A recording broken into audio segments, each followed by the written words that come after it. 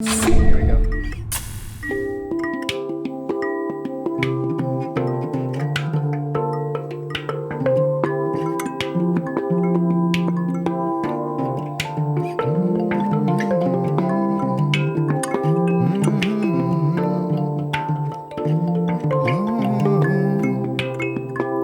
Welcome to the Cast. It's a Cast. Gonna be a cast where we talk about stuff. And there's some stuff we can't talk about. Some stuff we can. So that's the guitar I have right now. I'm in the process of getting a proper acoustic guitar. The one that you've seen in this podcast many times before is actually like broken, and it always has been. It always has been and always will be. Yeah. So I have made the commitment to get it doesn't have to be super fancy, but just like a decent playing guitar. Sam has that traveling one, that little Taylor that I really, really like. But I don't know if I need a Taylor. Yeah. Jake, you deserve the best. I'm going to get the best, Niko. I'm going to Get get a yourself an Martin. Ibanez. I mean, I'm going to get honestly, an Ibanez, the best. I think once you hit 30, there's one thing in life to just save up some money for and spend it on. It's a good instrument. Assuming you play instruments. If you've been playing instruments up to this point and you still haven't stopped, now's the time to buy a nice one. That's true. I have been playing instruments I've been playing guitar since I was 12 up to this point, and I haven't really stopped. And if you don't play an instrument, get an instrument when you're 30 because your friends will think you're cool. Yeah. But don't get an expensive one. No. Get an Ibanez. I'll wait 3 years and then I'll learn an instrument. Yeah. Because right now I got smooth brain, no instrument knowledge. Dude, right now, what a plan, Matt. Yeah. That's a great plan. Yeah. It's the midlife crisis plan. Knowing an instrument takes the wrinkles off your face and puts them in your brain. That's right. There you go. Yeah. Well said. Wow. I don't even know what that means, but it sounds interesting. Keeps you youthful and makes you smarter. Oh, okay. There you go. You need to wrinkle your brain a little bit more, it sounds like. I clearly. Get them brain wrinkles, son. Clearly. You got that chrome brain, dude. Let me just buy guitar. There we go. There you Note go. made. It's great. I'll do the same, Jake. Okay. But you have it, set it now. Yeah. And then have like your Google Calendar notify you 3 years from now on your birthday. Scheduled for my birthday in 3 years. Yeah. Jake, you should get one of those guitar kits where you make your own guitar, and you should make a vlog about it. I'm just saying. Okay. I it's know you got a lot of free art. time. Yeah, that sounds really tough to do. You just follow the instructions. It's a fine art making a good guitar. It's Nick craftsmanship. didn't say it was going to be good. Yeah. Yeah, no one said that. Oh, it's not going to be Balance. good. But it'll be yours. I'd rather just, you know how cheap you can get like a decent guitar these days? It's pretty amazing. Go to a secondhand store, man. Secondhand music store. Well, that too. I mean, the old one was a Yamaha that I got for like $100. And with a nice pair of strings on there, it actually sounded like pretty good. There's a noticeable difference when you play like a real guitar, but marginal.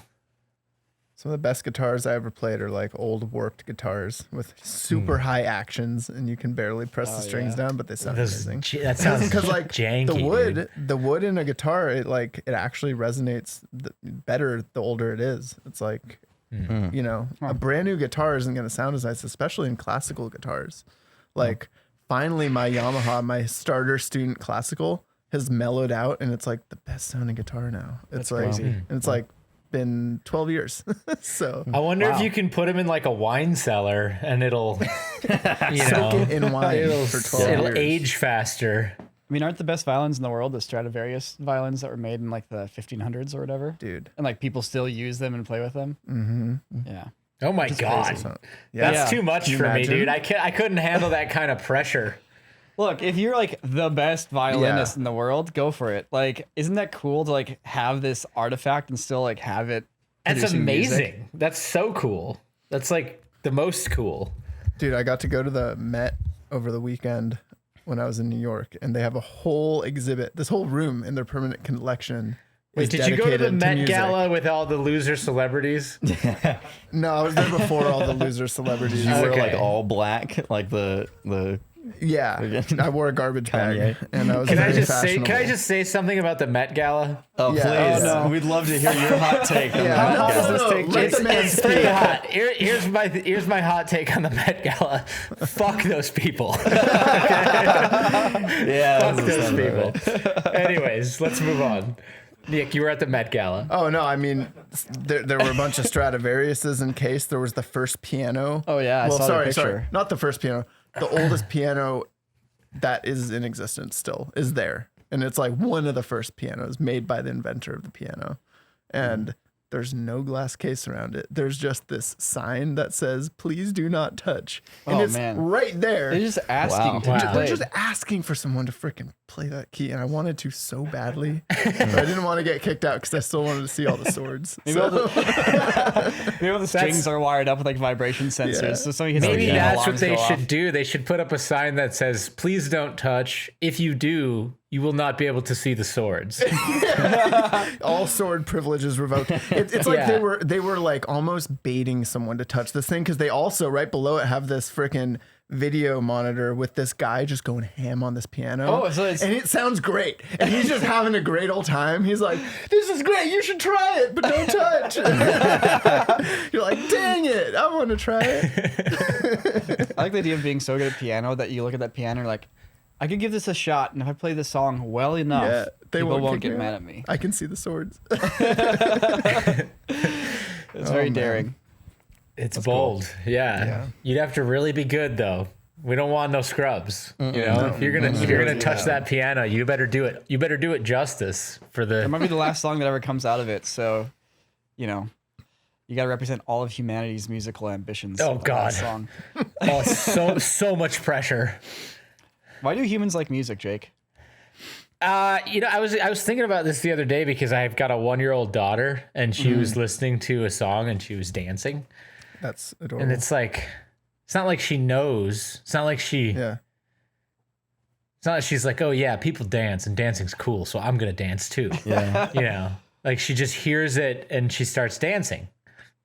It's like an innate behavior that honestly. humans have to move their bodies to a rhythm, right? Well, I think I think it's not that much different than like, you know, an actual physical form of interacting with something, because it creates a physical sound wave. The physical sound wave happens in a pattern that your brain recognizes as like harmonious or consistent, you know. It's got a mathematical pattern to it. And then I think, you know, it's almost like, yeah, it's like a physical response that I think goes deeper than, I mean, animals dance, you know, monkeys dance. Like there's all kinds of birds do little dances to each other all the time and clicks and like make little, I think it's just something that goes deeper than humanity for sure. Sure, yeah. Yeah, I mean, like you have like, you know, beating hearts, and you have like the rhythm of walking, like left, right, left, right. And you have, you know, you have melodic inflections in how we speak to each other. So, But it's like, just all those imagine little when you're in systems. water, you know, like when you're in water, you immediately do this. Stick your It's arms like up. yeah, you start, you know, I don't know if that's learned or if that's natural, but like you immediately try to swim, and babies will do this too. If you put a baby in water, they'll immediately try to swim. I think it's kind of the same. Like if you hear music and you're immediately like trying to connect with it and like understand Yeah. the beat. And like, once you know, if you have it and it makes sense to you, then all of a sudden you start bobbing your head and tapping your feet. It's just strange how we compare music so well with emotional tones. Yes. Like, Oh yeah. it's weird that those two pair. Like, I could see like, oh, we enjoy music, we enjoy rhythms. Like it triggers the things that in our brain that are wired up to make us walk, or appreciate heartbeats, or like all those other instinctual things. But then it's like, oh, and we can also define various emotional tones with it, and that's like, oh, that's weird. I don't know if that's natural or if that's learned. I was about to say that's probably a learned thing because you have to connect them. You have to connect like certain types of music to emotions, right? So yeah, I wonder. You're listening. You in like another dimension. There's like kids videos. Are those gas pipe sounds that they use in horror movies? That's what we learned that represents like innocent happiness. Yeah. Really sentimental moment in like a cinematic movie. It's like hard rock or fucking metal. It's just the highest note on guitar just being plucked as fast as it can be. Like, I'm gonna cry. It's so touching. Give me that xylophone to represent my inner darkness. Dude. Yeah. Really brooding. The happy like Caribbean xylophone. Dude, so emo.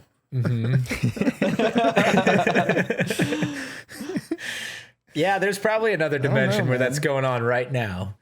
One would hope, at least. Maybe a podcast similar to this. Yeah. And they start out that podcast with a very interesting song. Yep. Everyone just screams at the top of their lungs.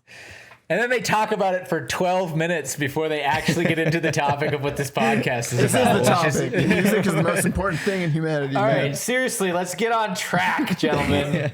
Okay, you guys went out and shot a video yesterday. What happened? What the hell happened out there? Oh, man. Well, I barely made it out alive. It was crazy. Yeah. No, I'm kidding. Niko, this came up quick because when we discussed this topic originally, it was kind of chill. Christian and I were talking about this today, and it was like, hey, we'll have a couple sword fighters come into the studio and, we'll just film like a cool, like, what would a fight scene actually look like type. Yeah. And then all of a sudden, Christian was sending me memes last Friday about how things escalated quickly.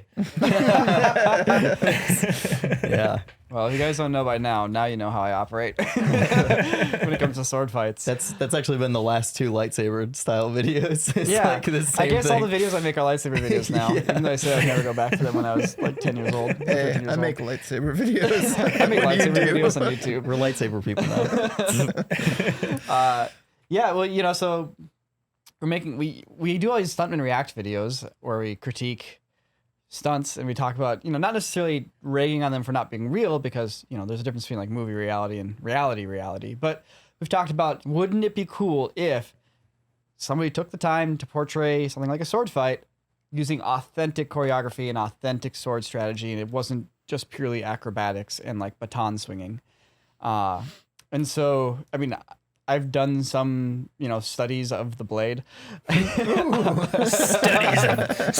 of the blade. And so that's something that, I'm like, it'd be cool to see. I would enjoy doing that. And we happen to have a pretty solid, network of people around us that are very talented at those kind of things as well. So we decided, let's take a look at lightsabers. Let's take it beyond the sword, and not just lightsabers, but energy swords in general. And like, what would an imaginary weapon like that look like if we applied that realism treatment? Because really, you can go on YouTube and you can watch realistic sword fights. There's a lot of sparring, there's a lot of martial arts up there, but there's not a lot of like, hey, let's take these people who are very smart and talented and then have them focus all their efforts on something completely imaginary and then just make it up. That's what we did with these lightsabers. And, it was interesting seeing the choreography come together because it's something that's fresh and it's new. It's not like Jedi fighting like you see in Star Wars. It's, there's so many different thoughts that have to go into moves when you actually need to make them strategic and sensible. But a byproduct of that is that moves carry more emotion and intention, which is like, those are like the key things behind like acting and characters. You need to know what they want. They need to be actively trying to do that. And the moment in a sword fight that you start like twirling your sword around and spinning around, the character no longer apparently wants to kill the other person. And apparently they'd rather dance. But whatever, it's instinctual, right? All that screeching in the background, you just can't help yourself in that alternate dimension. Yeah. So what are like the key differences between like a Star Wars branded lightsaber duel? Star Wars branded lightsaber duel. Well, one key difference is when you swing a sword. Well, so Luc LaFontaine helped us choreograph this, and he's really good at these kind of things. And has a very deep knowledge base, and will just share it with you until you're like, sorry, unsolicitedly. He cares a lot. Yeah, cares a lot. It's great. I love it. It makes it really easy to film corridor crew videos with him for sure. because you will always get what you need from him. Luc LaFontaine once said to me, Jake, you know what? Can you imagine where I'd be if I had your face? Come on. Yeah. National treasure. He's pretty great. So he choreographed the sword fight, and he's talking about in real sword fights, there's really just two things you got to be good at: it's distance and time. You have to be at the right distance at the right time, and as long as you are out of distance, the other person can swing the sword however they want; they'll never hit you. And you literally have up to like a quarter of an inch that you can get into, and if you're good enough, that's how you can position yourself. But likewise, if you want to step into range and hit somebody else, you are putting yourself in danger. So you have to time it just perfectly for the amount of time that you are in distance where they can strike you and where you can strike them. They do not have the time to be able to hit you, and you have the time to be able to hit them. Oddly enough, this all applies to Smash Brothers as well. Frame perfect. But it's one of those things that you'll watch for like an opponent's sword. If they're going to go for a strike, they lift it up and they start to bring it in for a strike. So there's a certain amount of time it takes the sword to travel. They lift the sword too far out of center. Now it has to travel that entire distance to get to you. And if your sword is in center or in a closer position to hit them, well, as long as you move fast enough and your distance is good, it'll take you less time to hit them and you'll get the strike.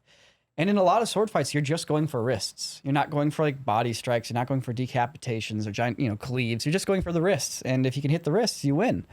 And so that's one of the things that was, I was going to say programmed, but that's one of the things that was choreographed into the sword fight was very conscious wrist strikes and distance maneuvers and an attempt to just control the center with your sword and then go for the other opponent's arms, which is not big and flashy, but if you can see it clearly and it can kind of be highlighted, suddenly, once again, it's, all they need to do is hit the other character's wrist. Look how close this is. Look how close this is to life and death. Look how close this is to one winning and one losing. And so that's something that's interesting to see come out of it. Another thing is, when making an attack, you need to be also defensively attacking, so to speak. So if your attack does not land or you miss, you can't then just leave yourself open for a counterattack. Your sword needs to land controlled in the center, keeping the opponent at range or boxing out their blade wherever it might be. And once again, this can really limit the amount of acrobatics and spinning you can do with the blade. But as long as you can communicate that intention of these swords are deadly and these swords are dangerous, you are in a good position. One of the things that a lot of this applies to gunfights too, and this is one of the things that Sam and I talked a lot about when we were working on Lifeline, because there's a couple gunfights in that. And we do all different types of gunfights, right? There's tactical reloads where really guns might as well be shooting, thank you cards for all the for all the damage they do. But then you have more serious stuff. And when we were working on Lifeline, we talked about how we try to communicate this to the actors and the rest of the crew on set, is that whenever the trigger of a gun is pulled in real life, if you're not at the shooting range, but if you're actually in a fight, it's with the intent of killing somebody. Every time that trigger is pulled, you don't just go blah, blah, blah casually. It's, each one of those moments has a lot of weight behind it. And if you just write a script the character shoots a couple times, he runs down the hall and he shoots a couple more times, and they shoot back and they duck and they shoot some more. You're making each one of those life and death decisions just a flippant, whatever. I'll just shoot some bullets down the hallway. I'm going to take cover. Whoa, shoot some more bullets over the thing. It's no, each one of those could kill a person. And not just the person you're shooting at, but somebody else behind the wall that the bullet's going to go through. And, trying to portray a gunfight with that weight is tricky, but can be rewarding. And then the sword fight is very similar, where every swing is an intent to kill. And also putting your life on the line even more so, because in sword fights, you have to put yourself in range to land that swing. So every single moment you step into there, your adrenaline is spiked and your heartbeat's beating faster. And, the very inches of where your feet land and how much footwork you have, all of that stuff matters 100%. Anyways, this is a long. So how do you film? So how do you frame How do you that? film that? How do you frame that though? You chill Yeah. out and you back up.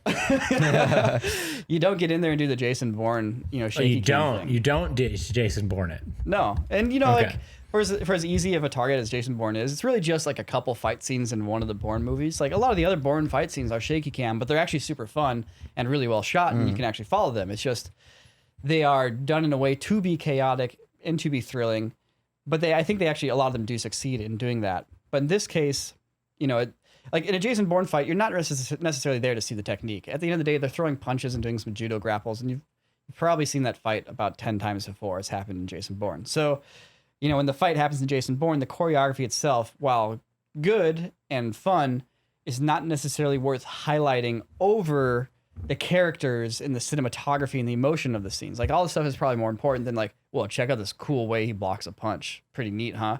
Like there's not a whole lot of that in those movies. But when you get into a fight where you're trying to be very realistic with the fight, then you do need to do that. You need to show, wow, check out this cool way they block the punch. Check out this cool way he goes for an attack and almost gets cut, but has a clever way out of it. Like all those little moves and decisions are a lot more important.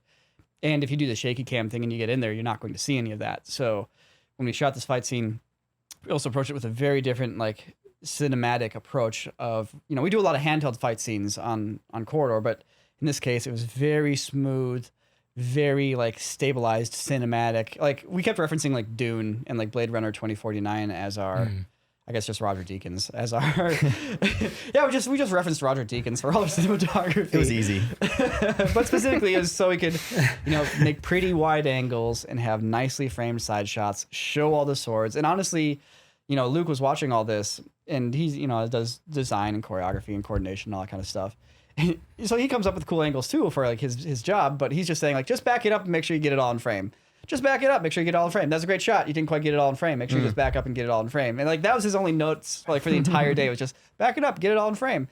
And I mean, I'd play the line. I want to be just close enough that it's exciting still. But yeah, that was it does take a lot of the work off of your shoulders when the stuntmen are good and the choreography is good and tells a story, which it did in this case. You're just, at that point, you're filming a dance.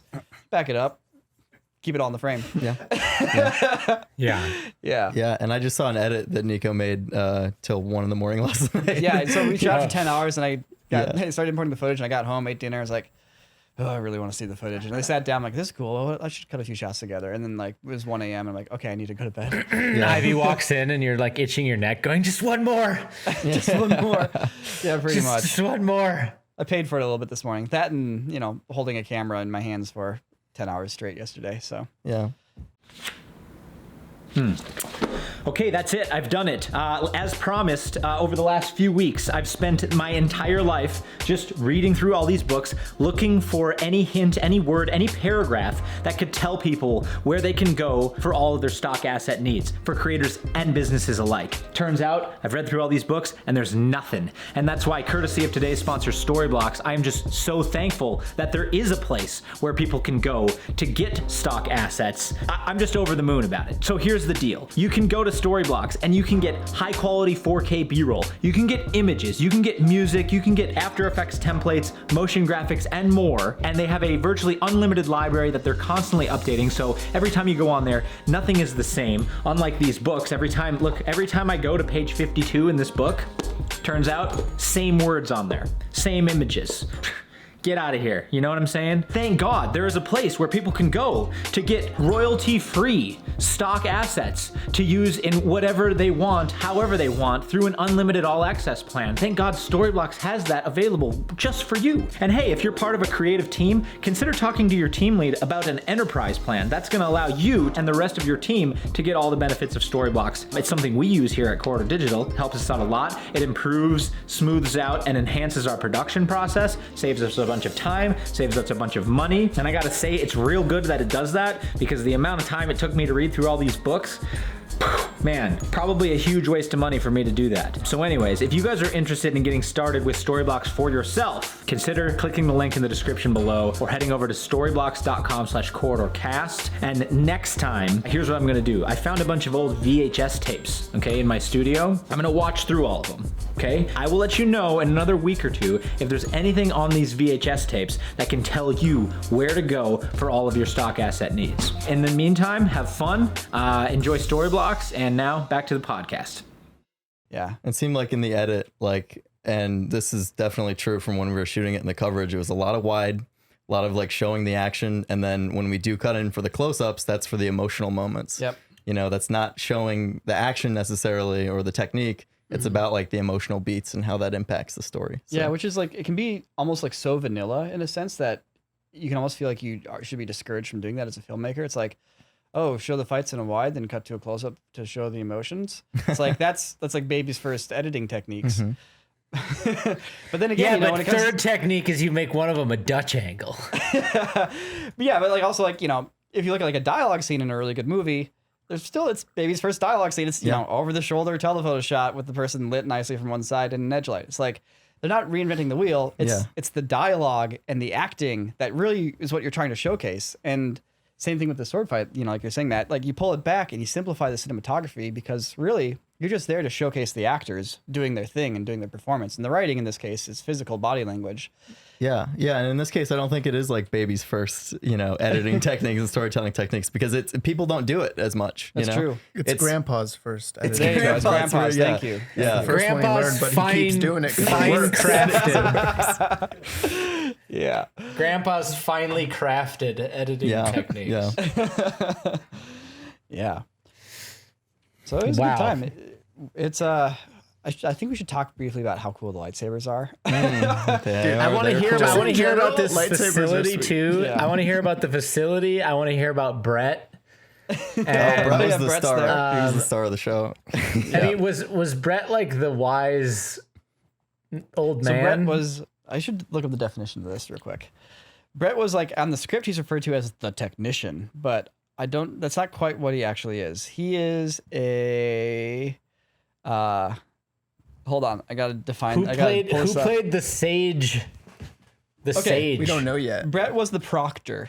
He was the proctor. There's a in the scene. proctor. So there's the story of this short film, this cinematic short masterpiece. The story of this short film, this short sword fight, is that it's not in Star Wars. It's just generic future, and this is a sword fighting school where they learn how to fight with energy blades. Because I want to stay away from like Jedi stuff, right? I don't want the Force to get involved in this. Get the fight scene's not going to look like a Star Wars fight scene, so let's not make it Star Wars. So this is a sword fighting school that produces the best students in the world. And they have a certain method of doing that. And that is, in order to graduate, the student must fight their teacher in a duel to the death. Because it's one thing to have training. It's another thing to actually have to deal with your adrenaline, your nerves, and getting into a situation that's actually life or death, which if you got into a real sword fight, that's what it more or less would be. So they get into a sword fight, and Brett is the proctor watching all this happen. Meanwhile, on the edge of the scene, there's a janitor who's kind of like, just taking out the garbage and mopping the floors. And they just stop and they watch because this is fascinating. And this old man like steps up next to them and starts explaining kind of what's happening. This is a graduation day. Basically gives them the setup I just gave you here. And also kind of breaks down the fight a little bit and what the fighters are thinking. And this is kind of my way of just getting to show the audience and highlight some of the things that are happening in the fight in a way that's in the world of this piece. But needless to say, halfway through, the student gets his butt kicked and gets killed because his teacher's better than him. And the student has some flaws in his technique. But because it's the future, Brett Driver here, the son, the proctor, walks off and pulls out this giant machine and brings it back around and uses it to reattach the limbs and seal up the holes on this dead student and bring it back to life. Son. The son of life. That's right. Because the reason this school is the best school for sword fighters in the world is because they can actually do fights to the death and then revive the students so they can keep going and learn from their mistakes. So that when they go out in that world and they don't have access to those giant machines because they're not in the school's facilities anymore, they at least have, a handle on their nerves and have figured out, they can control their adrenaline and their mental state and all that kind of stuff. So we watch as the fight goes through a few more iterations of the student trying different techniques. And we actually hit on some tropes of different sword fights. Like he does the Star Wars, flip-de-doo, whoop-de-doo stuff and he gets killed. He does like the super emotional big hits that you see in like, John Wick, he gets killed. He does, another style of movie sword fighting, and then just the sword gets twisted out of his arms and then just literally chops off both his hands in like a helicopter motion. And then eventually, the student learns from his mistakes. He centers himself, learns to control both his technique, his headspace, all that kind of stuff. And of course, Okay. well, Okay, I won't spoil sorry. the ending, but Yeah, you can don't probably figure out spoil what it. happens. Hey, so what happens if they like can't bring you back though? Well, then you die. and they're You're still nervous do you, going do you into this. do you sign that waiver when you accept like that? Those things are finicky. Yeah, there's They run out of like toner a sometimes. Yeah, there's a Just our can't blood bring sugar it is out. back. I guess the student's not going to make it. 2% oops. failure rate, and Yep. you got to sign a waiver because last semester Timmy didn't come back. Exactly. It's high stakes. This is high stakes high school. Okay. Yeah. So that's the general premise for this, but it's fun to be able to, because that's the other thing is like in a real sword fight, once again, they don't last that long. So it's like, pop, pop, pop, pop, pop, pop. Then I got cut. It's over. So this is a way for us to be able to do that and then be able to get back into the fight. Just, it's cool VFX, like, the arm reattaches and the kid gets back up and back into the fight and you go for it. So, yeah. So okay. So did you shoot everything yesterday, or is there another scene? We didn't shoot the dialogue stuff yesterday. Okay, So we okay. just shot the fight scene. Okay. We did shoot at this really cool warehouse. Yeah, Yeah. it was awesome. Christian, how did you find this place? Scrounging. Scrounging along. So we use Peerspace a lot for our location hunting, and locations in Los Angeles are expensive. You're probably looking at a minimum of like $3,000 just to get an open space. And then if you want to like look nice, it's like another $1,000, and that's a lot of money, especially for a day of shooting. Obviously, like there's big productions that have the budget, so you don't really have anybody going like, oh man, fine, I'll cut you a deal, because they can just not cut you a deal and have a big budget thing come in instead. Dude, when we filmed Sync back in the day, Mm-hmm. we made a budget and we were like, yeah, 20,000 for locations. That should be that should be plenty. Yeah, was it? No, son. No. Locations were cheaper back then, though. I remember, Well, there was a few that we pretty much blew through that in like 2 days of filming on. Yeah. There was that medical facility in Santa Clarita. That was $5,000. I remember that. And then there was that bank vault where they Dark filmed Knight location. The Dark Knight. Yeah. And then there was that futuristic office Right. in Skid Row. Literally in the middle of Skid Row. Yeah. Anyways. Then all the rest of it was like backyards of our friend's place and like guerrilla stuff on the street. Richard Ryan's apartment. Richard Ryan's apartment. Yep. I remember that. He was really chill of him to let us shoot in his apartment. Well, it helped that he was the building manager. Yeah, it did help. Yeah. Yeah. That way no one could kick us out. Yeah, except for the landlord. Like The actual landlord and the permit police. Permit PD. Permit PD. It was really funny yesterday morning when I walked on to the location. I talked to the manager on location, and she asked us if we wanted to back in our trucks and our Sprinter vans. I was like, we have a Kia Soul. We do. We got some cars, just our cars. I mean, I have 2 sandbags in that. Listen, Kia, you know- so- Think of how legit Major it would be, gear. though, guys, if we backed in a Sprinter van. Think of how legit that would be. Be pretty legit. It would be pretty legit. Niko, I'm marking this one down on the. We should have bought that bus, Jake. Was this podcast just a ruse for us to have a Sprinter Van meeting now? Yeah, he And planted it's all on that. the record now, Yeah, so hold you on. get me saying okay here. Jake, I was reading. We said we weren't going to present him with the PowerPoint yet. Sprinter van 9/15/2021. Dude, we can use the van for other things than just Niko's- carrying gear, though, Nico. We can have it be like an office. Trust me, you're gonna Lightsaber. love it. You're gonna love it. Shoot. We're gonna sell them We can do stakeouts with it too. stakeouts. Right? Yeah, dude. Stakeouts. Totally. Hell yeah. Stakeouts. Well, actually, you guys now, I might be convinced. Like, now are we talking stakeouts where you're sitting in the driver's seat and your seat's leaned back just a little bit? Exactly. Or is it Yeah. stakeouts where there's like a little hole in like the side of the van? You can do or is that both. where the tech sits with his No, headphones? there's, think there's there's guys a back technician table Yeah. in the back, and then there's one guy in the front who like is just the driver, but he sits there, and he's like, "Hey, boss," and then Yeah. and then it's like, and then boss is in the back with the technician, and then technician pulls up the exterior cameras Right. Oh, and yeah. just an unnecessary amount of screens Yes. throughout the Oh, Sprinter. totally, Just as way many too as many. possible. Everywhere. You should always put people's lav mics on in the Sprinter van, like we're giving them a wire, Yeah. and then send them into the set. And, be like, And then make it sure no one says finds like out. it says like Billy's typewriter repair Yes. on the outside. Yes. Billy's mobile typewriter repair. Yeah.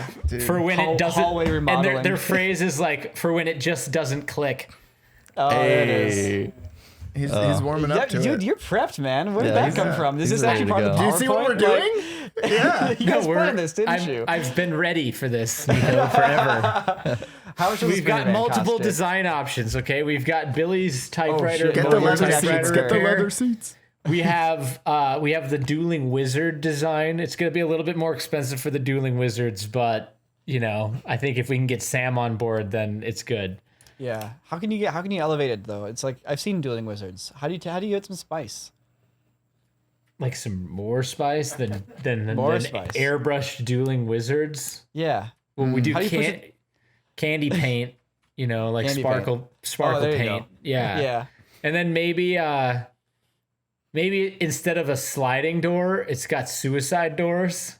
Oh, Straight up know? gold wings. yeah, the gull wings. No. Suicide doors open gold. Oh, right. Not the ones that open like that. Not the X-wings. The suicide doors that open backwards. Right. So you can open Why are like they called the fr- suicide stores? Suicide stores. Suicide stores. well, I doors. think because you're more likely to die with those doors. But I don't know why that would be suicide. Accidental death doors. Pretty sure if you jump out of a moving car, you're gonna die. That would be Sounds more cool like, though. Yeah. Yeah, it wouldn't even be homicide at that point because that's killing of a human being by a human being. I don't know why they call Darwin them doors. Dooricide. Darwinian Darwin doors. I don't Anyway, know. because it's Darwins. cool, Niko. That's why. How much is a Sprinter van, Jake?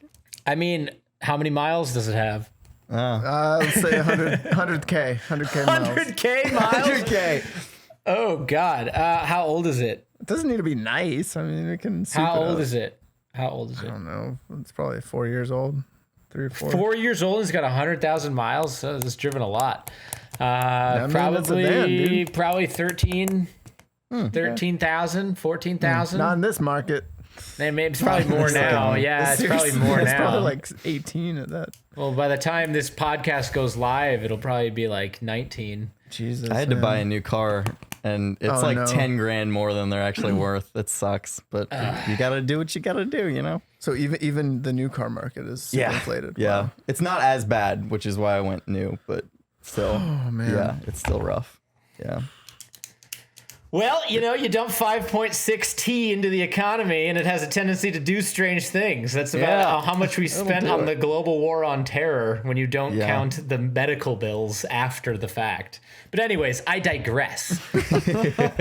Sprinter vans have gotten expensive, and the candy paint job is really what this all comes down to. That's gonna add value though. So, It's going to add value. Think win-win. about it. Yeah. And we can film with it. And the problem is that it doesn't make, if you go that route, you don't have a very good stakeout van because now it's like super noticeable, you know?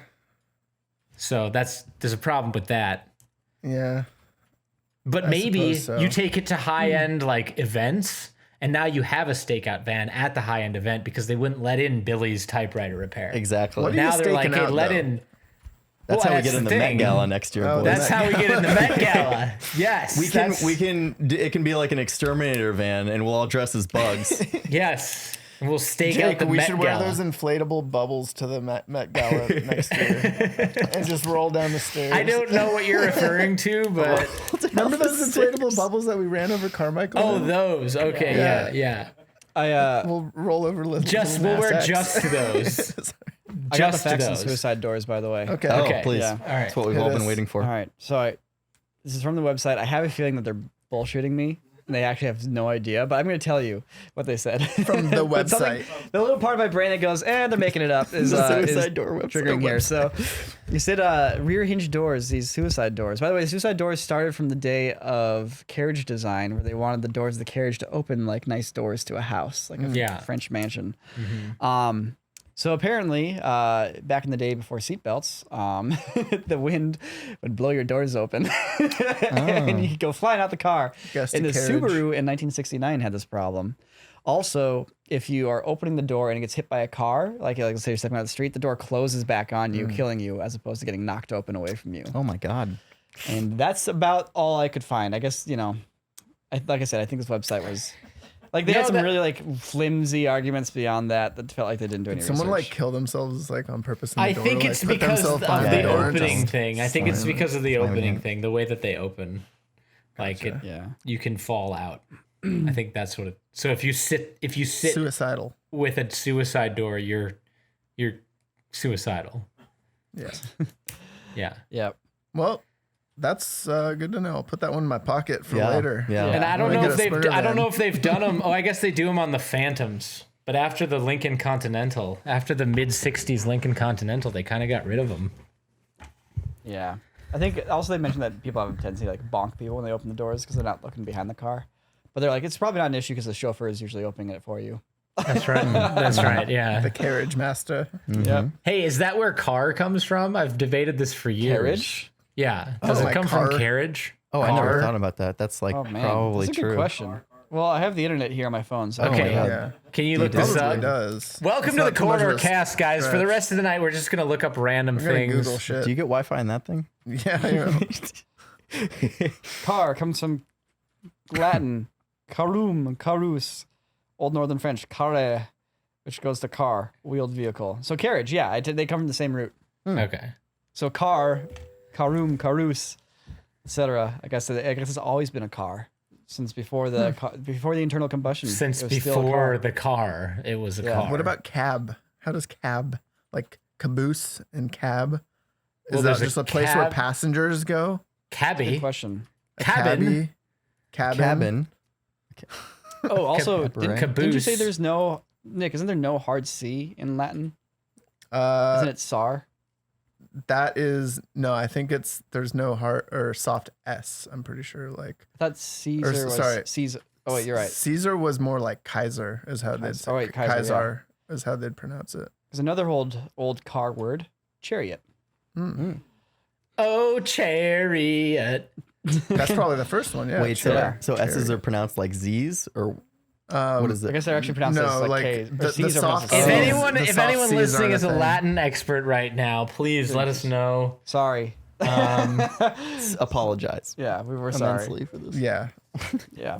I don't know. Latin's crazy. Watch Barbarians. You'll hear some real. No Roman- pronouns. How do they do it? They don't have how do they do it? They don't have pronouns. How does that work? We should invent something. A pronoun. Also, You guys, how do you go from not having pronouns to having pronouns? How does that work? Slang, probably. It's Honestly. got like how else does it work? Because It just became easier to say. They didn't have I'm sure some pronouns other because of the way you conjugated the verb, which is still the same in Latin dialect languages. I'm sure another language melded with it to get there. Maybe. By the way, did any of you guys look at the new iPhone 13 stuff? I saw like a cinematic reel, which is freaking sweet. Yeah, so when the iPhone 12 came out, I remember talking, maybe even on this podcast when it was a futurology podcast, which is just becoming a futurology podcast again right now. Welcome back. Welcome back.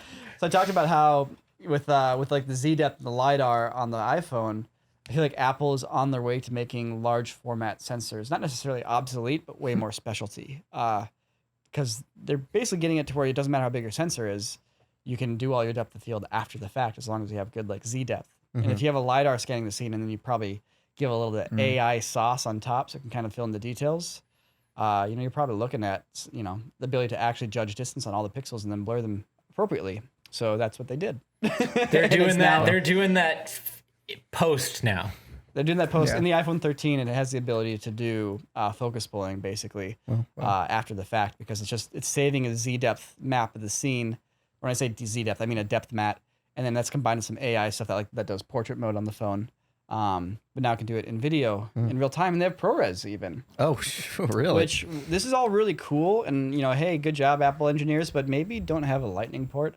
Wait on a the minute. bottom of your Dude. Wait a dang minute. phone, which is Wait still a minute. USB-C, Wait a minute. or sorry, USB 2.0 speeds.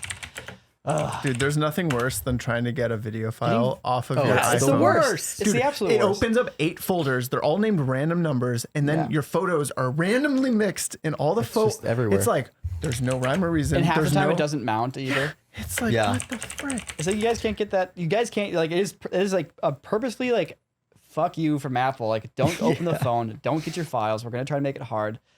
Those are the things I hate about like modern, I guess like Pisses me devices off. and games. Is like there's a lot of like we know you want this, but also fuck you a little bit here. Yeah. It's like can you just give me the thing without the fuck you? Yeah. And it's like no.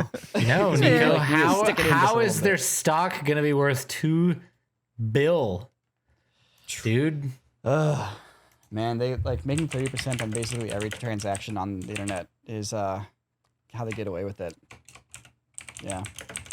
You know, I'm glad Epic took him to court, and I'm sad to see people like, Oh, sorry. Did I say $2 billion? I meant 2 trill. yeah. 2.4 trill. Hey, you know what? To come to think of it, I think the American government kind of needs that money. Maybe they should liquidate it. Jake, have you been listening to a lot of talk radio?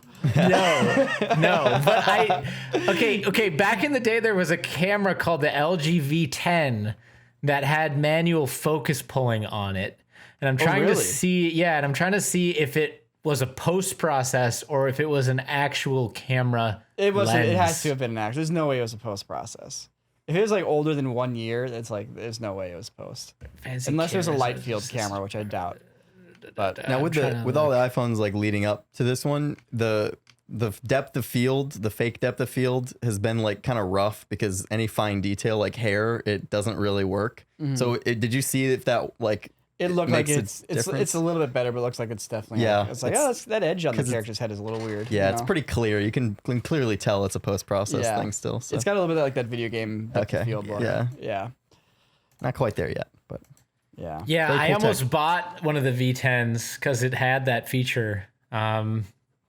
And I think it came out like 5 years ago. Yeah, about 5 years ago. Manual focus, it's saying.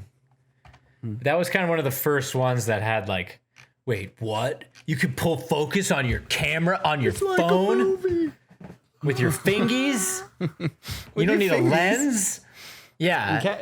Camera tech is definitely like going crazy places. Like we're definitely at the point right now where it's like you have zero excuses for your stuff not to look cinematic outside of just you have not yet gained the knowledge on how to make things look cinematic. Like beyond like technically speaking, like you can't blame it on your gear anymore. It's like literally all the gear is good. And it's not only good, it's like paradigm shifting good. yeah. You know? Man, yeah, it's pretty crazy. I feel like to be a really good cinematographer these days, I feel like you need to really have your head wrapped around color grading and lighting more than like anything else, and cinematic language, like when to, do different moves and framings and stuff like that. Dude. And not rely on gimbals for everything. I know we just shot a gimbal movie. Yeah, but That's a different thing. But dude, nothing pisses me off when a guy just shoots everything on gimbal. Yeah. And he keeps it locked off and tries to be a tripod, but he's not. And you see this little sway side to side. You're like, dude, that's jankus. It's not a tripod. It's not a tripod. I'm so lazy. Did this happen in your edit, Nick? In your movie edit? Yes. No. My This cinematography sounds is way awesome, too but- personal for you to not. Well, we didn't have time to like switch on and off of the gimbal, so like we had to shoot a lot of things just kind of rushed on a gimbal. Yeah. the gimbal and- look is so specific too. You Yeah. can always tell with that like X and Y. Yeah, exactly. I'm happy we did for the that's just- movement shots, but like Yeah. some of the shots that are like the locked off shots are just like not usable. Can you fix any of it with post? Well, we had a B camera on sticks, so luckily I'm using that a lot. But so Okay. we got a good even ratio, but like Yeah. I'm just never gonna roll on a gimbal ever again unless it's a very specific shot. How are things going with your movie, Nick? Good. Yeah. Yeah. So you shot your movie back in the fall/winter Yeah, last in year, the winter. which is I'm so impressed that you managed to shoot a feature film. Yeah. Still going. Well, they always Yeah. are. They take a while. So, but yeah, so like you're in the editing stages now. Yes. Assembly, So first cut, second cut. basically 10th cut? Yeah, so through June and July the editor was doing her first assembly cut, and got that and had a little breakdown, as you do, you Yeah, know, always, because it's always. like it's very You see the far from assembly, what like, you oh, want. God. yeah, and like especially on an indie thing, because like you're scrounging for time and there's like very specific things that happen on set where you're like, okay, as long as we do it this specific way, it's not in the script, but we need to do it this way, and I can like fudge this and make it work. Because as an editor, I think of, as you do, and you do, how to shoot for your edit. Yep. So none of that translates though to the editor sitting through all the footage. Sure. Oh, absolutely. So Yeah. all of August, basically every night, I go home and just edit with this editor, and we're doing it all remotely through Zoom and through FaceTime, and it's working. So and we're done. Like we just finished the last scene yesterday. Oh, wow. Congratulations, man. And thanks, man. So it's not done, but like I have now exactly like 90-minute film. You have an edit. Yeah, dude, and it's like it's like cool to see like, oh yeah, we shot that scene and that's what happens now. Like actually flows. It's like cool. Okay, it's a movie. But yeah, so I'm really close to the point of soliciting feedback from that's all awesome. y'all. So yeah, you guys will see something soon. What is Send it to me. This is a very broad question, but like, what has your experience been like directing a feature film? I mean, this is basically an indie. You guys kind of scrounge the budget together. It's basically you going you and the rest of the team just going and just making it happen. Yeah, we were just like, we foresaw that there would be a deficit of content, like narrative content through COVID, because there is. And most of the stuff being made is documentaries or really big budget or just like, hey, we made this movie on Zoom. Like, and like and that's like quickly losing its novelty, I think. So hopefully in the American film market and then in the European film market, we can sell this thing. So, and we weren't trying to, the thing is thrillers and horror movies, they sell really well. Yeah. Like people always want that kind of content because there's a weird, I think, voyeuristic draw to it. Like that's why serial killer things do so well, right? But anyway, we decided to make one of those and I think we accomplished it. I mean, it's pretty cool. It's pretty intense. It's like one intense scene after another. But I guess as a director, my takeaway would be, I think I've said this before, less is more in almost everything. Like, don't try to do too much. And most of the directions I gave were just like, do that, but less. Like, so that I think is valuable though to know. Like, for anyone, stepping onto a set, intensity doesn't always mean quality. So, and it can be very jarring, especially in a feature film when like you can build up to that intensity, but like you need to like take your time with things and like build up slowly. So I don't know. It's been a learning experience, man. I mean, every single one. Yeah. How close is it to your vision?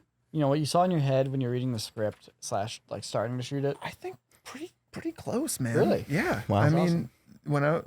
I think we managed to pull it. We were able to achieve, like, we didn't have to cut back on any of the locations or like change the script too much for like those kind of material constraints.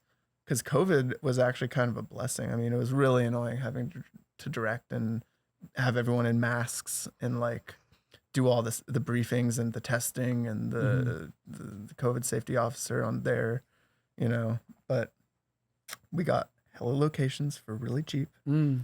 Everyone wanted to work. They were just bored. So they're like, yo, I know my rate is really expensive, but like, give me this and I'll do it. Cause I just want to be on set. Like I want to do something. And like, we got like some really great locations that would have normally been hustling, bustling businesses. And they let us shoot there for cheap. And yeah, it played in our favor overall. Wow. So I don't know, man. I feel like that's what the best like filmmaking happens, in my opinion, is when you are capturing not just like your story, but like a moment around you that lends itself and flavors that story in a really unique way. Yeah. Whether it's like you said, locations for cheap, so to speak, or things that otherwise would be hustling and bustling, or like if you're shooting out in like nature and like it rains one day, you're just like, screw it, let's shoot in the rain. It's saying like this scene takes on a whole new life and spontaneity because of it.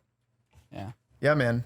Those things are beautiful. Like those little things that you can't plan for and just happen. So that's the cool part about being on an indie thing, is because you kind of don't have a choice to have that stuff happen. It's like, well, if it rains, we don't have any other options. So, oh man. So yeah, it was cool in that respect. I sat down last week and showed the cut with temp music. So I spotted with my hopefully who's going to be the guy composing this.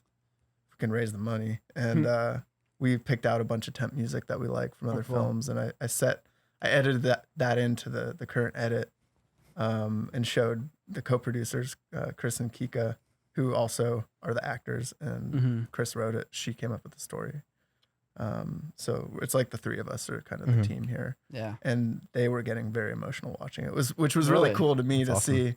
I was getting emotional because they were getting emotional. Like, I was like, damn, okay, this is really cool. Like, especially because he wrote the bloody thing and he's still like invested in it, you know, and like they're like obviously know exactly what went into it, but they could still like view it from an outside perspective. That was cool. So that was like a little bit of like, it was like a success kid moment. That's really cool. So, yeah.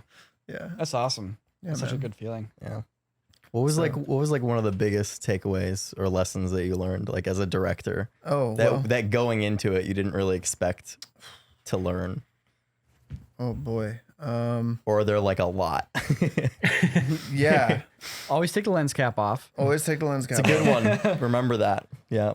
Yeah. I'm trying, there And were a remember, lot. it's usually in your back pocket. It's usually in Sam's back pocket, actually. That's what I've learned. There's a lens cap on set. Just go talk to Sam. Even if he's not on your set. It's probably Sam has it somewhere. Dude, there are lens caps from 2005 in his pockets right now. I swear to God, dude. Wears an old pair of pants back to the studio. Like, what's this? It's like a jangling of plastic when he walks in. No. Oh god. I think honestly, like, what took me a while was, and this might just be me, but it was like just letting people do their jobs. Yeah. You know, because like I've always shot my own stuff. I've always like, you know, shot, directed, and edited, and usually been doing the lighting, and usually been the screenwriter before that. And that's how all of us kind of function. So it was kind of weird at first to be like, wait, you mean I just stand here and I look at the screen? And then I look at the actors perform. That's all I do. And like I have the script. Oh, cool. Remind them of what That's just happened. sweet. So that took me a while to get used to, but like, it's like, oh, that's why that's done. That's why like you don't like just do everything yourself, even though it feels really good to be like, yeah, I did everything myself. You know, Yeah. it's it was definitely nice to learn that like, I don't know, just the ability to like step back and let people contribute their own things, and like everyone did, and it was great.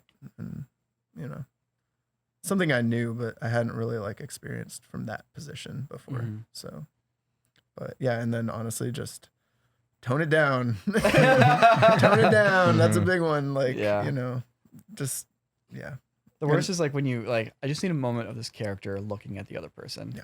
And you go through it and it's like, I can't find a single moment of the person just looking at the other person. Yeah. Do you remember when we were filming that? I won't name the particulars of this, but there was one scene where we were filming and we had a guy that was playing the president for something. Yep. And we needed him to say one line.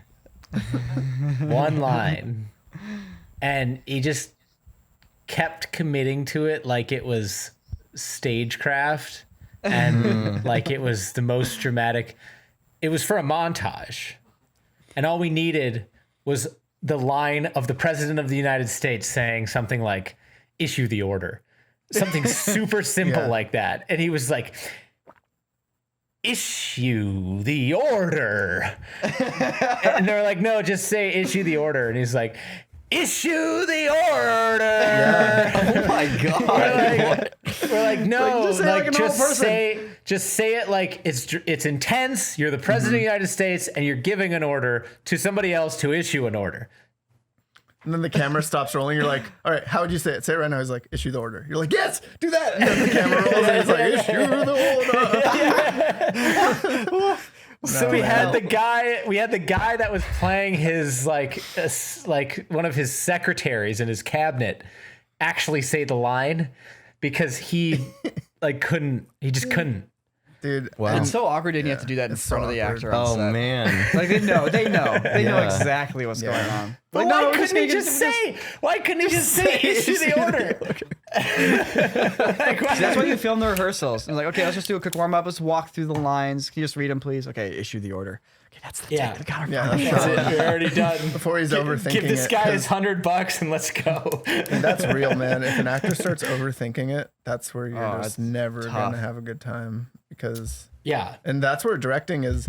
Another thing I learned is like, you can kind of direct yourself into a corner sometimes if you try to get too in it, Yeah. because then you'll really get in the actor's head, and then they start feeling like they're not doing a good job. And actors, like, God bless them, but they're very like, focused on like, how am I looking and how am I sounding? Yep. And if they feel like they're not doing well, they're letting everyone down, then it's like you can have a bad situation. Luckily, that didn't happen too much, but Yeah. it was, Sounds like you had people that knew what they were doing when you're. yeah, I think so. And like, luckily, the two main actors in it, it's a very small cast. They knew the script like the back of their hands, so it wasn't like I had to remind them of the lines or anything. It was just, yeah, some of the supporting actors definitely we had to get them there for sure. But it's a cool challenge, man. It's really Yeah. fun. It's weird. I always end up over directing people too, like because I like to explain my idea behind what I'm Dude. trying to do. It's like no, and don't like. I also try to be like. Try to allude to what I'm looking for sometimes, like metaphorically. It's like, imagine you're out, like, I don't know, trying to get something like, I want you to look like you're having fun. Like, imagine you just hit the perfect wave surfing, and there's like, oh, yeah, and you're then like, you "Damn see it." him drifting away. yeah. But almost universally, like, I always reel it in at the end with after you've gone through the scene, you've given a whole bunch of direction, and you're like, I got it. It's really all just been rehearsal for what's the actual take, which is, all right, just give me a special. Just do your thing. You Yeah. got a good take, just play with it, have fun. Just do what you want to do, and I want you to go, make it feel different than what everything else we filmed. And suddenly you get something spontaneous, you get something natural, they're having fun, they're committed, they're not in their head anymore, and then you actually get your good take right there. Yeah. Yeah. Definitely. It's that's always a fun gamble. It's good because sometimes it's like crazy, but yeah, I've used that one a couple of times from you. Yeah, there's a lot of techniques. Yeah, the special. You get some stuff with the special. It depends on the who it special, you is. say, It huh? depends on who it is. If you have a wacky character like who's just gonna do something that's totally outside of the context of the scene, then you know your specials might not work. But depends. Yeah. Well, that's the key in having good acting. That's true. They would know, ideally, what the character wouldn't do. I always think back to. Sorry, I didn't mean to interrupt you. Oh, I no, was it's just gonna fine. say, I always think back to when we were filming Rebel Blades, and Lawrence Newman Yeah. playing one of the soldiers. And these Yeah. guys aren't actors; they're just like war recreation guys. And these are the guys that are like into playing the redcoats in Revolutionary War recreations, which is like that's such a specific. Like, boy, you guys are like really nerding out hard, you know. 55th Regiment of Foot, Niko. Yes, that's right. They were good too. They were great. They It's like when were. you had them play their characters that they LARPed all the time, it's like they Yeah. were really good. But having specific reactions to moments, that's acting. That's real acting, and that's not necessarily something they practice. They practice being in character and like improving stuff. But it's like I need you to, you get shot here by an arrow, and you react to it. And like that's one of the things where so we're talking to Lawrence, like you're gonna do this thing, and the arrow's gonna go through his face, right? He gets shot through the cheeks with an arrow, and your face gets stuck in an expression of like, whoa, holy shit, combined with, oh my God, I just got shot with an arrow. And he's like, okay, I think I'll try this. He kind of like works on it. It's like, I'm going to go work on it for a little while. He literally goes and walks off on his own. He just practices making a facial expression for a while. And he comes back and goes, all right, I was thinking I could do this. And he just goes, like that. I'm like, that's perfect. He's like, okay, cool. And then he walks off again. And then he practices just literally making that one expression over and over for about 5 minutes until it's time to shoot the shot. And he comes and he just nails it on the first take. It's like, nice. All right. yes, I love this. Like no BS, no acting school, no, I don't know, therapeutic, emotional feeling stuff. Just pure mechanical. I'm going to move my muscles through this formation. Yeah, That's so funny. The worst always is when think they of go that. off for 5 minutes and they come back and it's terrible. Yeah. Well, that's the overthinking it, isn't it? Yeah. Oh man, there's so many Joey Tribbiani jokes happening. If you know your friends' references. Yeah. Anyway. Whew. Well, what did we talk about? Is there anything else we want to go over? Nah. We covered it all. That's it. This is It's been a good everything. day. Guys, we covered it all. We shot a video. There's two things I didn't want to talk about that are coming out over the next few weeks. One is Ren's solar panels video. The other is Son of a Dungeon. So more on that on the podcast as we move along here. But Solar panels video has been what, like a 6 week production, 8 week production? That's a big video. It's a big video already. son, Yeah. Matt, you've been in it. Yeah, me and Ren have been working pretty closely on that for the past month or two. It's 2 months. Or 2 or 3 or 3 something. or 4. It was something like that. Yeah, and it's we're definitely making great progress on it. But yeah, it's something that like is constantly being iterated on as we're editing it and working on it. So it's like, oh, this is like half of this video is now a completely different thing. And it's just constantly. Are you done filming voiceover for it? Oh yeah, we did. Yeah, we actually did finish that. Ren's working on getting the cut in of that. So hey, look at that. Look at us combining a little bit of work check-ins here with the podcast. This is what it's like, everybody. If you've ever wanted to work at Quarter Digital, this is what it's like, just without the I'm microphones. just gonna call you and go, hey man, how's it going? I have one more thing to say. Son of a Dungeon. Should we tell people the official date? Because we're planning to tomorrow and so I feel like we should say it anyway. Do it. All right, 2 weeks, September 29th, Son of a Dungeon, first episode. Dun, dun, dun. It's not just the first episode. And if you're subscribed to the site, you get episodes 1 and 2. That's right. First 2 episodes dropping on the site. And you know we first gotta episode drop dropping on drop that first episode on YouTube to get people knowing what they're missing. You know, that whole thing. Yep. And then we're gonna roll them out weekly thereafter. And our boy Daniel, bless his heart, he's gonna take a break from Crew Cuts episodes because my God, the kid's produced over 90 of them. Wow. God. So many. Yeah, and he We hasn't need to- had a season break yet. So Hashtag make Daniel stop working. dude, hashtag turn off Daniel's stop computer. working. Daniel, stop working. Dude, forced vacation coming up.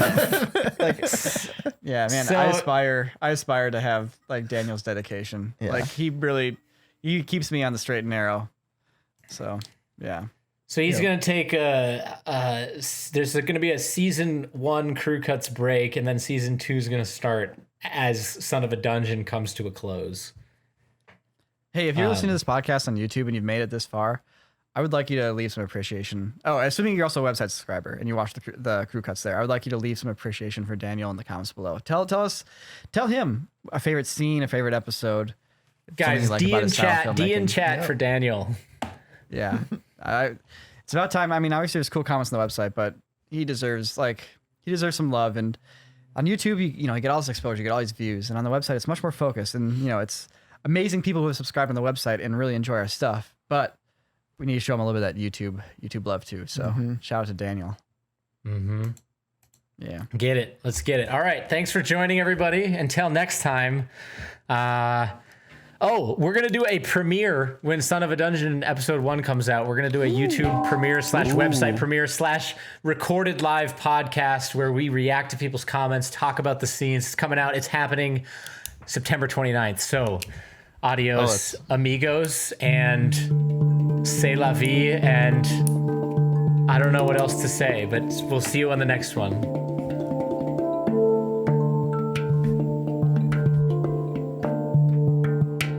I really messed up the outro. It'll be more Playing you out, man. Now we're done. Now we're cut.